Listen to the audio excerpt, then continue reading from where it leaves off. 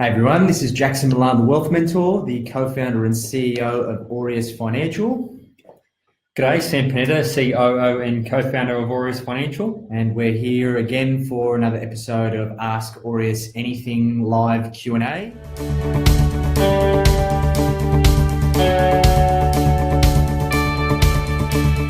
As the Sydney property market keeps growing, is it still a viable investment opportunity, or should you look interstate or at a different investment altogether?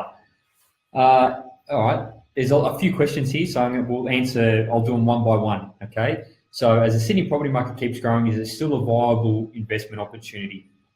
Over the long term, yes. Over the long term, Sydney is going to do absolutely fine. It's a global city. It's an international city. It is the biggest city in the country. It's the finance capital of Australia. It performs perfectly. The economy does really well for many, many years. Will continue to do well in the future. People get wealthier and wealthier over time in Sydney. The population continues to grow. So over time, I think Sydney is going to be just fine for a property investment.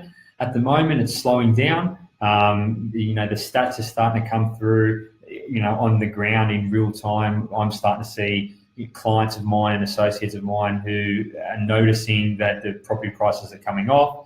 How long that's going to be the case for, I have no idea. But over time, yes, Sydney will be just fine as an investment opportunity.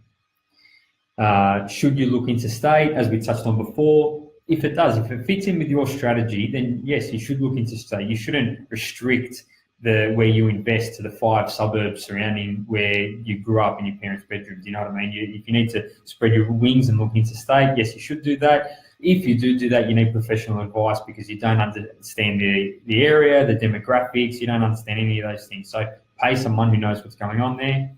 The third question's a different investment altogether. Look, it all comes back to having a strategy. So what are you trying to achieve? If you don't have your end goal in mind, then no investment is going to be right. And that's one of the main things that we need to try explain to people when they come here. Most people that come to us, they go, Sam, Jackson, what's the best investment I can make? Well, I don't know, mate. I don't know anything about you. I don't know what you're trying to achieve. I don't know where you are today. Let's work out where you are today, where you want to get to, and then we'll pick an investment to get you there. So if your goals and demands a different strategy and it demands a different asset that's not residential real estate, then of course you should look at it. But you won't know unless you have an end goal and strategy in mind first. Yeah, this is an interesting point, and this is one of the issues that I have with the barefoot investor. And I really like Scott Pape and what he has to say. And it was #1 book that was sold last year. I think he sold 400,000 copies, which in my opinion is not enough. I think in a country of having a population of our size, there should be more people investing in that education, but that's another topic altogether. But Scott doesn't believe in investment property. He made a few case studies in his book where he spoke about the growth of property in areas like Amsterdam and whatnot over his property's been there for hundreds and hundreds of years. And he goes in, when he's trended the performance of those properties over the long term, that the returns have been actually under inflation. They go, well, that's great, Scott. Go put some shoes on, mate. But you've got to understand that coming back to the macro factors, if there's an abundance of land and if there's an abundance of resources, then the relationship between supply and demand isn't in a way that will drive growth. And as such, where there's a little drive for growth, property is not going to move. If there's an oversupply of property and there's no demand that's going to take on that supply of property, then the property prices aren't going to go up. It's very, very simple. It's simple economics.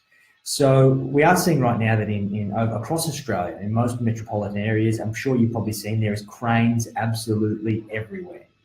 And that does present a short-term risk. But we need to understand that Australia is a very desirable place. We're not living in a third world country where people there's 30% unemployment.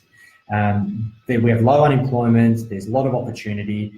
There are going to be times where the economy does it tough, but given our diverse range of employment sectors, the risk has been minimised. So therefore, there's always going to be long-term drivers for property. So people always need a place to live. People want to live here. It is a lifestyle destination. It's not a necessity. So as long as you're buying blue chip quality property in desirable areas, not in Bonnie Doon, or in the sticks somewhere, Kickatinalong or something like that. I heard that somewhere in North Queensland. Then you'll be all right. Just don't expect to make a quick buck. Don't speculate.